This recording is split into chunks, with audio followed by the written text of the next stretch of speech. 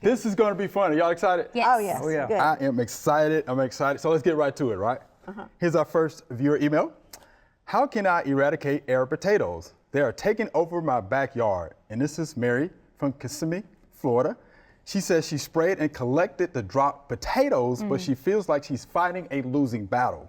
The vines are now climbing trees and engulfing the electrical wires. So Celeste, Yes. can we help Mary out? I think we can. Okay. So first I want to start by pointing out that I'm so sorry for this struggle that she's facing, right? Right. So air potatoes can grow like 8 inches of vine a day That's crazy. in the middle of their, prime growing season. So they have the ability to just really engulf any types of structures in that area. But their control can be really, really difficult because they are propagating in 2 different ways: underground tubers, All right. as well as aerial tubers. And so those potatoes that she was calling, those are aerial tubers, or bulbils is another word for that. And when those fall onto the ground in the wintertime, they just lay dormant and then they sprout the following spring. So it is a real struggle. Even if you're pulling up the vines that you see growing in that current year, if you don't pick up every single one of those aerial tubers, potatoes that fell on the ground, that is serving as another, another chance for those to just resprout and cause the problem all over again. So number one, just staying on top of that. Manual removal. I know she said she's already been trying it, but just keep staying on top of that if you can.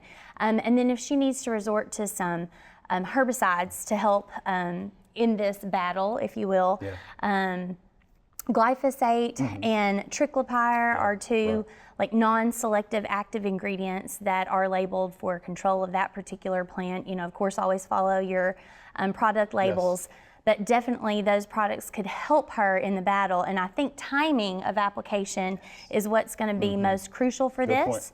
You don't want to apply that right at the beginning of, you could at the beginning of the spring, but you're going to see the most effectiveness if you are applying those products in late season, like late summer, as the plants are sending all those carbohydrates down to their roots and preparing for dormancy.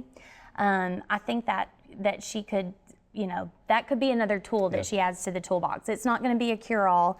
Doing it one time isn't going to solve the problem, because you could still have those air potatoes laying all over the ground with potential to resprout every year. But just staying on top of it for several years in a row can help you knock it back. Be persistent. Yeah, I don't think there's not a magic solution for that one. I don't think so either. And you might have to do a combination of both. Yeah, yes, that's what I said. I just like to use all of those tools that are in your toolbox. No, there's no reason that we need to ever really limit ourselves to one. We need to look at all of those control eradication options for sure. And watch the wires. Yeah, be careful. I wouldn't have somebody else, cut those. Not try to cut those. I would want to pull it down from the wire. Electrical No, wires. definitely, Stay away no. from the wires. But what you could do is you could take your pruning shears and at about chest height, go around the pole where it's going up and cut. Yeah. Cut it. I do this with ground ivy, ivy and also kudzu. Yeah, kudzu. Trim it and cut it. And where you cut it, with all pruning, that initiates growth. You get a flush of growth there. Then you hit it with your systemic herbicide like glyphosate or triclopyr, and it'll translocate hopefully to that tuber and kill it. But that's a combination. Yep, it's the combination. But leave them up there, and then you get to watch it die. Right. Yeah, so satisfying, right? You get to watch it die. Slowly Leave it wither up there. away Don't try to up pull in the it down. canopy. Yeah. That's good. So there you have it, Miss Mary. Yeah, good luck with that. We want to help you with this battle. All right. Here's our next viewer email. How do I get consistent production from my figs? And this is Kurt from Hennigar, Alabama.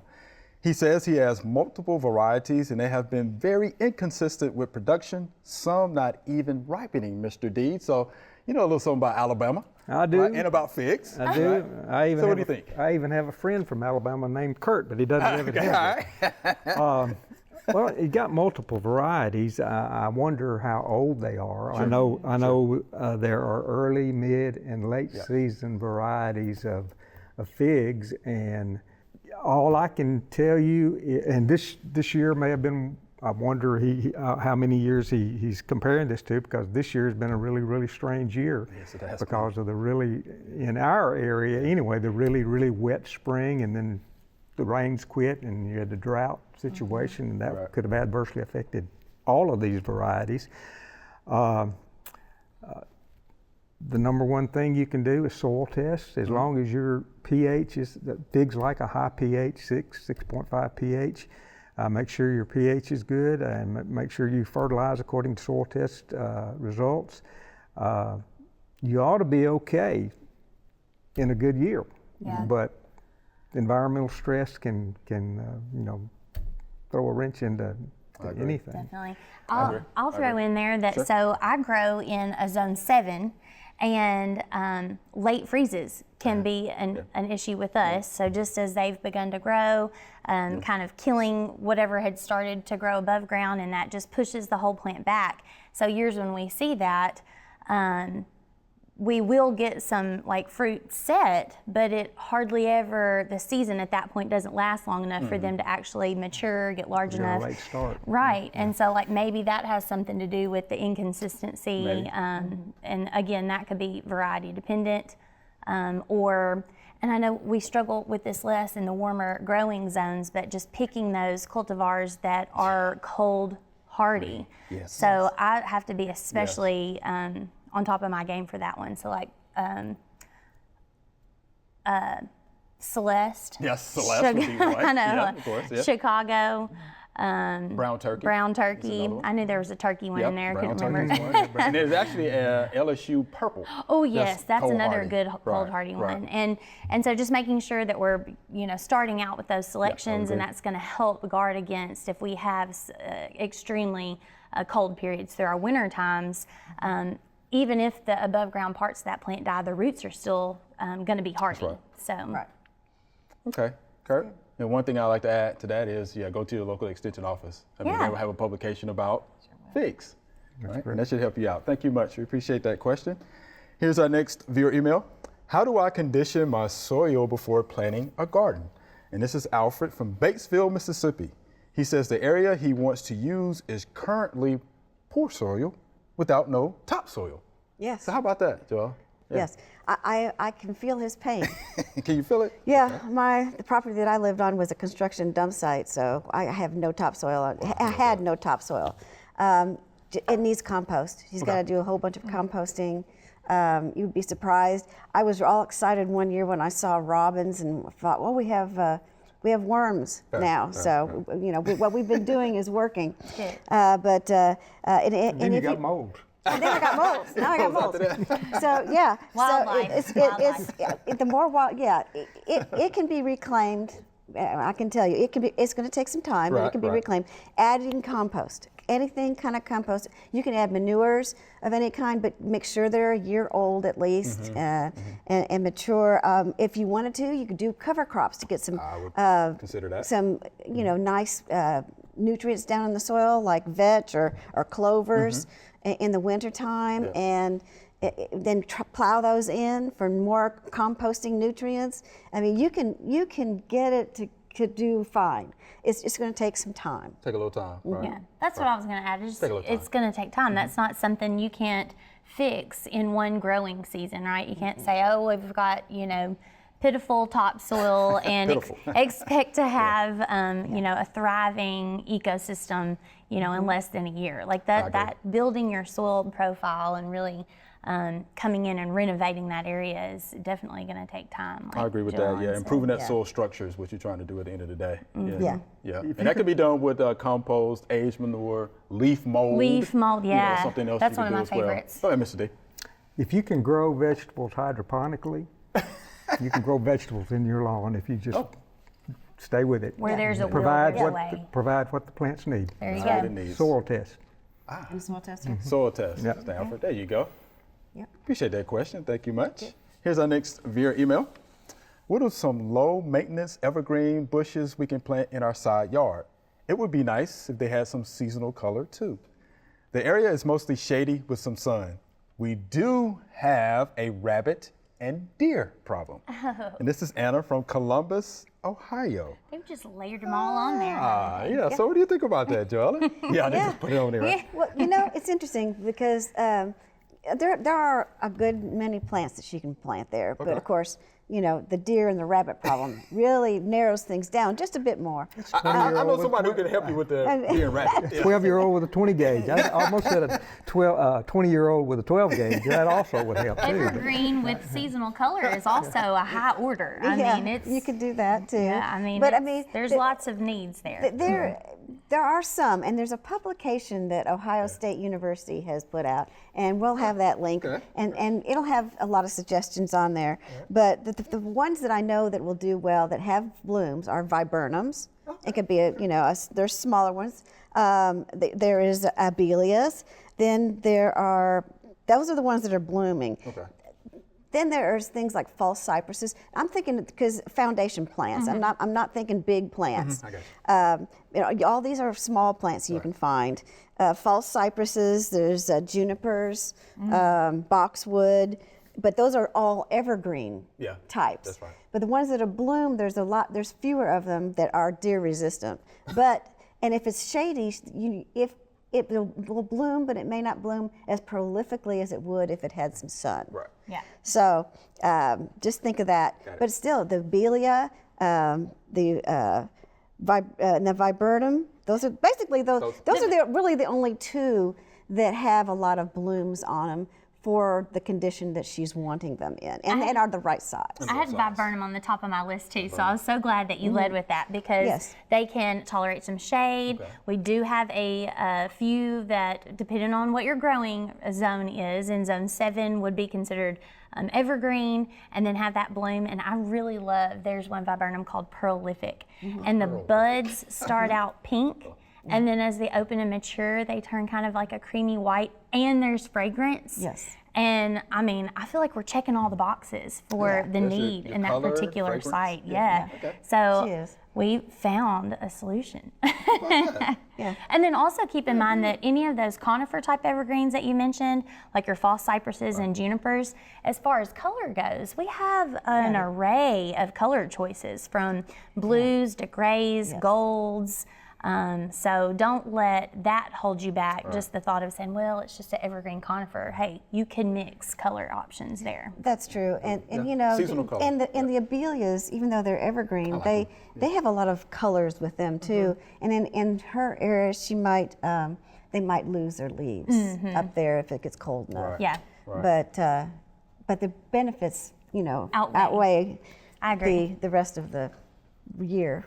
And the plants that you mentioned will grow in that area, right? There's a publication. Yep, and there's a publication that has even more on it, but they have, some of them are deer and rabbit resistant, but they're going to be bigger plants and that may not fit her area. So I just tried to think of things that were smaller for around her foundation. Gotcha. Avoid azaleas, as the deer will love to consume love them.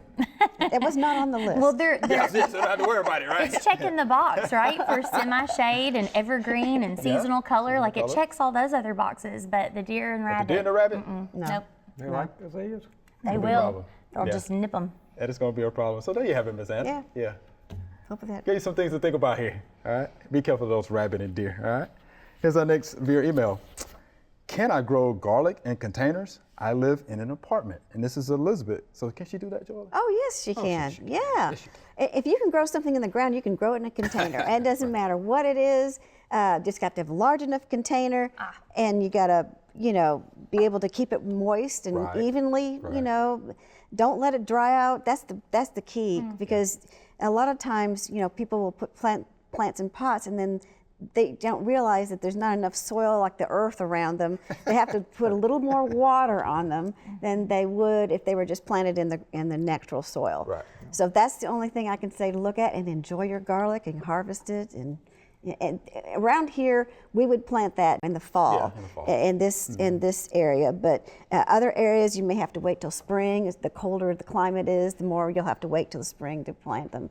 But yeah, they'll grow. I completely agree, but then I think about the length of the growing season of garlic. Long. It's really long. So they're gonna, just know that you're gonna be committed to growing it in this container. It's much longer than, say, if you maybe have some experience growing a tomato or a pepper in a container. That's a I would consider them long growing seasons in the vegetable world, but garlic is even longer. I mean, you're looking at 6 months or more for those garlic to mature. So I guess what I'm trying to say is maybe plan that when they are designing their container. Maybe put it like right in the middle, try to concentrate them in the center, and then that way they can grow along the periphery like other shorter other herbs like thyme and exactly, yeah, and oregano and things like that would go with the garlic. Exactly. Or maybe like leafy greens that have a shorter maturity, you know, like 40 days or something like that. You could do those crops over and over around the base of it, or just make it your herb pot. I love that. Yeah, it actually makes sense. I'm sitting here thinking, make sure you get enough sun. Right? Definitely You sun. got to get enough sun. Make sure the container has a hole in it.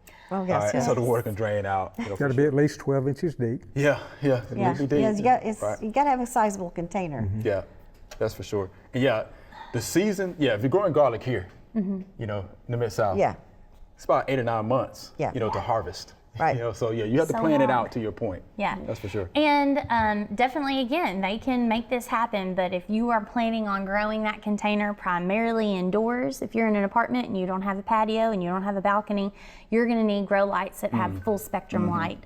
You're not going to be able to get away with just putting it close to a window.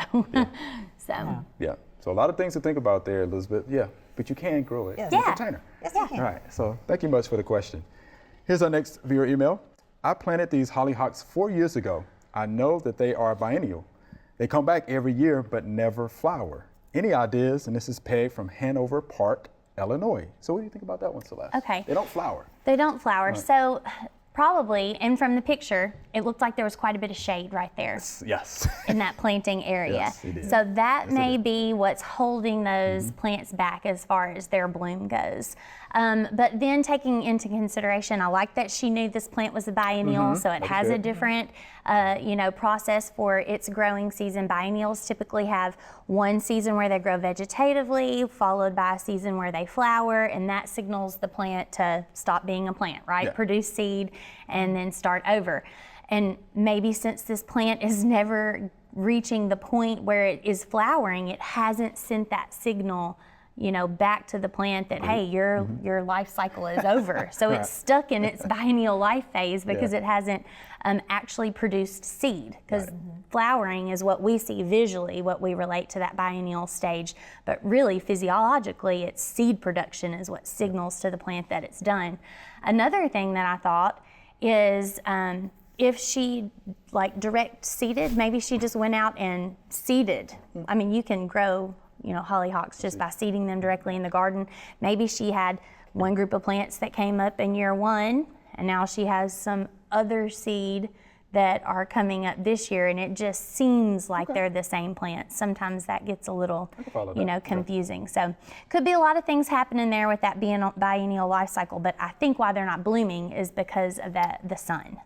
So we need to get some more sun on them. Yeah, and because 4 years is a long time in the life of did she say a 4 years? landscape. Yep, 4 years. Oh, 4 years. I missed that part of it. I wasn't sure how long they were 4 there. years is a long time. I mean, I've gone from full sun to a partly shady area in 4 years with trees and stuff around where I have my flowers. So, there could be other factors limiting the amount of sunlight that those plants can get. Yeah. Yeah, I would agree. But from the picture again, definitely can see some shade. And the plants look healthy. I mean, Yeah. I feel like other than that, she's got an ideal area. Yes. So thank you, Ms. Peg. We appreciate the picture too. Thank you so much for the picture and the question. All right. Here's our next viewer email. How do I get rid of Johnson grass in a Bermuda field? And this is Ray from Dallas, Texas. So, what do you think about that one, Mr. D? I contacted and did a little research with the Texas A&M Extension Service. There you go. Okay. And there are some herbicides that you can use that will take out Johnson grass and leave the Bermuda grass. Oat Rider is one. Sulfuron is the way you pronounce it, I think. And then Pastora, which is a mixture of nicosulfuron and metsulfuron. Both of those need to be applied with a surfactant. Follow the label and do that before the Johnson grass blooms, and that will help you. One thing I do that to control Johnson grass where I don't want it is I use a rope wick applicator, and used a 33% solution of glyphosate in that rope wick applicator, and it will do a good job. It's above it would be above your Bermuda grass. You could wipe it, and you can. That's very effective. But either of those 3 herbicides should do the trick for you. So let me ask you about timing. MSMA is another one that would also work if you can get it. Right. Yeah. And it also can brown your Bermuda grass if you're not careful. Right. You know? So let's talk about timing. So when you make those applications. On those applications of the Outrider and Pastora and MSMA, you would do it before the Johnson grass blooms. So it would be earlier, early summer. The rope wicking can be done anytime that the Johnson grass is tall enough to fit your rope wick applicator. I have one mounted on a 4-wheeler, and it will do the trick quickly. You can get bigger ones for a tractor if that's what your or lawnmower. You can. They're out there, and they really do a good job. Johnson grass. There you go. All right. Texas A&M Extension. Yeah. Spot spraying too, depending on how much you have. Yeah. If you you can spot spray with glyphosate also if you don't have a lot of Johnson grass. Right. But if you got a lot of it, go with rope wick. Rope wick. Or one of these other products. Thank you, Mr. D. That was good. Yeah. So thank you for that question, Ray. We appreciate that. Read and follow the label. All right. Here's our next viewer email. What has caused some sections of our large boxwood hedge to die? Is this a slowly progressing disease that will infect the entire row of healthy bushes? And this is Archie from Austin, Texas. So what do you think about that, Celeste? Well, so I want to start off by saying there could be several different things happening with boxwood. Yes. So there's a condition called boxwood decline, which we cannot pinpoint an exact pathogen that's contributing to the decline of that plant. But generally we'll also see Volutella blight set in. That's kind of like a coral powdery substance on the underside of a leaf, and the leaf is usually like tan. That's exactly what I was seeing in this picture, just that kind of tan cast to the leaves. And it is a slow progressing disease. It is slow progressing disease. But we didn't get any up close pictures of the leaves, so I couldn't tell if we had any of that development on the underside, but just know that the Volutella is opportunistic. Like it's still not the cause of what is the decline. It's just setting in once the plant is already declining. And that could be, I've seen this on boxwood, old age boxwood that haven't had rejuvenation prunings, in a while. So lots of different things can be going on there. Root rot, boxwoods suffer quite frequently from root rot diseases, or crown rot in their case is what we call that. And that can present in a few different ways. Usually you'll see just like a portion of the shrub going downhill while the rest of it still looks green, and you think, well, if I just prune this one out, maybe it'll get better, but then it just progressively gets worse and worse. Definitely those are soil-borne diseases. So in that case, I could see it being passed from plant to plant if they're in similar growing soils planted right next to each other. I was trying to look in the pictures to see if I saw any indications of where they may be like standing in water or something that maybe had changed. I only saw a downspout in one picture, but let me tell you what I did notice is that all of the sidewalks that edged the flower beds looked almost brand new. So I'm wondering if was there some construction that disrupted roots when they came in and installed those sidewalks. Maybe the sidewalks are holding more moisture in those flower beds where before it could drain away. And so now we're seeing a little bit of that maybe crown rot development, possibly.